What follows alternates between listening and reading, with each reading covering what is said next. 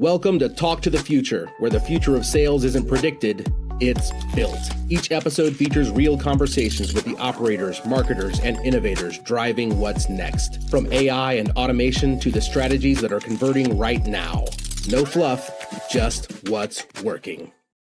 Hey, LeadsCon 2026. I'm Joe Gray on Talk to the Future podcast. I'm here with Marla. Yes. Marla Hornback. Hornback. Yeah, it's a good German name. It's a very sturdy German name for sure. Yeah. So Marla, tell me about your company. It's not real hands doing it, but it is a robotic pen arm. So we have a 200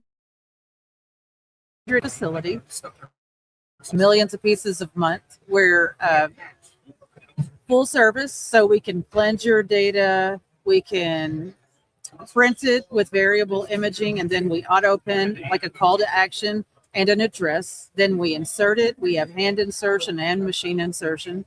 And then we're putting a live stamp on it, insert, and mailing it in the most effective postal cost savings methods. There you go. I think that's a fantastic synopsis. How did you get into that? Oh, wow. Well, I used to work at a company for the gentleman that founded this one. Okay. And it was an actual real handwritten mail company. So we did have a bunch of people handwriting. Like actually writing out the statement that needed to be on the cards. That's true. Wow. Yeah. It all happened by accident. So there was a gentleman named David Redmond, and he worked at a nonprofit ministry in Texas, and he accidentally left the call to action off of the piece. And he thought he was going to get fired. So he pulled in a bunch of people that he worked with and a bunch of temps. And they wrote in the call to action. And they went ahead and addressed the envelopes just because while they were at it. And it was the most effective mailer that they had ever mailed. So then he set about doing a side project while he was still working there and guaranteeing mailings with nonprofits. So he would front postage and the entire project. And he would say, we have 60 days to make the money back. And so he never failed. So he was able to gain a reputation in the Texas, Dallas, Fort Worth area. And then one day, because he's from Louisville, Kentucky, his wife said, I want to go home. And so they moved the business back to Louisville and started over. And then eventually, because you could only mail first class mail, so we were just in the nonprofit space. Right. Because it was deemed personal correspondence. Yeah, 503C is the way to go. Yeah. Good. So then later we got together with this company who had like the plotters that would write signatures over and over again. Uh-huh. And we helped them with R&D to go ahead and create variable words and like plays on the letters. So our fonts are really unique because of our software, and they're output very effectively because of the hardware. And now we replaced the handwriters, but now some of the people hand insert for us in Louisville. So because we do a lot of work for nonprofits, we can insert seed packets, bookmarks, all kinds of things. But then we started branching out and thought, what could we do in the automotive space? This looks fun.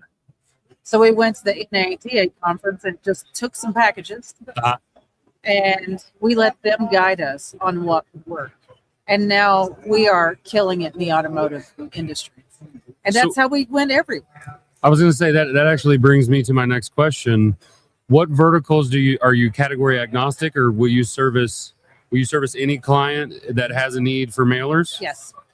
Yeah. I love that. We're very effective in nonprofit and automotive, of course, but we're also really good at home buyers, home improvement, financial, mortgage, insurance. If you have a relationship with someone, or if you can, then we're someone you want to utilize because our pieces are very me to you. They feel personal. Yeah. Which, I mean, personal is the way that all the good business that I've ever done has come from feeling as though it was very personal. Yes.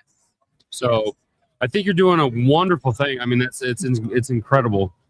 If I were to push you, I mean, obviously we have an audience right now. So if I were to push you forward facing in front of my entire network, and I want them to know one thing about you personally that makes you outshine everybody else in your space, what would it be?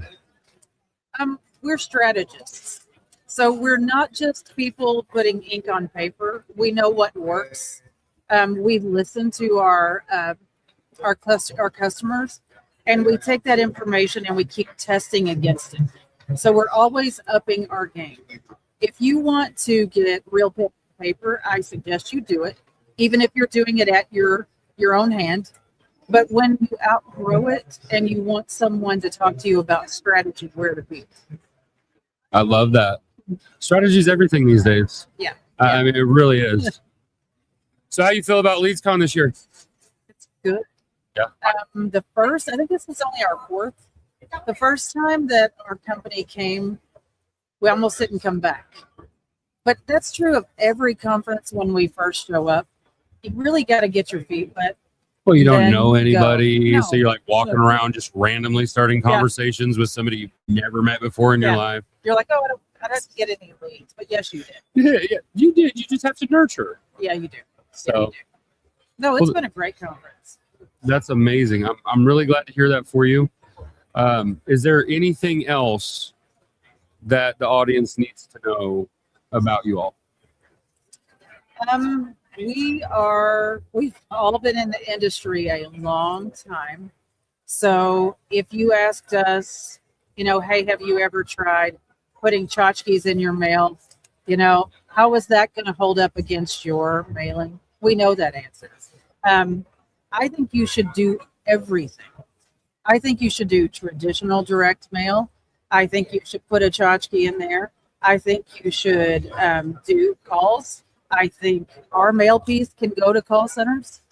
We can drive people to a website, but you should do digital marketing. You should do everything. We just want to be a part of that because it's really important. You can mail to the same segmentation 3 to 4 times a year with ours. If you're doing acquisition, you can mail all the time, change the fonts up. But we've got a scenario for you. We've got a scenario for you, folks. I love that statement. Well, I think that just your model in general is incredible. The one looming question that I have, and this is just from years in the industry, the handwritten piece I absolutely love. Do you incorporate, like, let's say I had a client that I'm doing calls for, and they want a QR code placed that they can scan out to dial directly into, but they still want the handwritten element in there. Can you bridge the gap between those two and implement that in? Yes. We actually do something like that for one of our automotive customers right now. That's great. So, yeah, and there was a postal incentive that went along with it. Really? So you could save money on your postage, have people scan that QR code, take them straight to wherever, and use a personal piece from us that is handwritten. And now you've saved a little money and you've strengthened all of your other campaigns by using us. But you look techy, you look old-fashioned, you look caring, you look all the things that people need you to look so that you can engage. That's beautiful. It really is. The amount of dynamic ability to service every type of buyer. Yeah. I'm despite the fact that I've been in digital marketing for years, I'm still the guy that, I go through Valpaks. I go through, I actually read my mail. Yeah. So you gotta just having the ability to service every kind of potential buyer that your client has. I mean, it's a fantastic model, Marla. Oh, it really is. I think you guys have a fantastic model. Well, thanks, Tom, Mr. Bigley. He came up with something pretty awesome. So it's definitely something that I enjoy doing. Well, what do you like about the conference?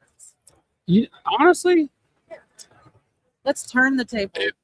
We can turn the table. We'll turn the table. What I like about the conference is I've been in this space for a long time, so I have a lot of previous clients that I get to run into constantly.